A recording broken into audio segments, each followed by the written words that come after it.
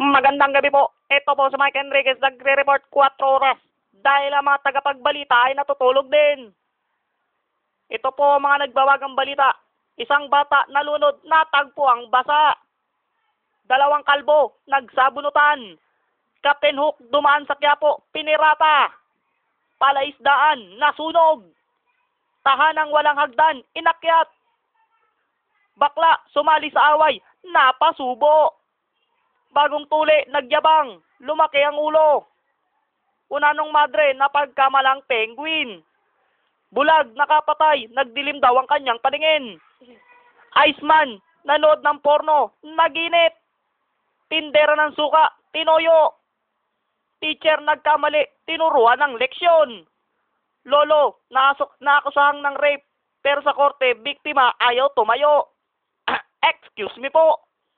Eroplano nag-crash, lahat ng pasero namatay, sabi ng mga survivor. Basurero nagsampa ng kaso, binasura. Dahil may reklamo, eskwelahan ng mga bingi, nag-noise barrage.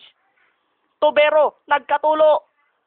Lalaking natagpo ang pugot ang ulo, inaalam pa kung buhay. Barbero, tumistigo sa krimen, korte, ayaw paniwalaan.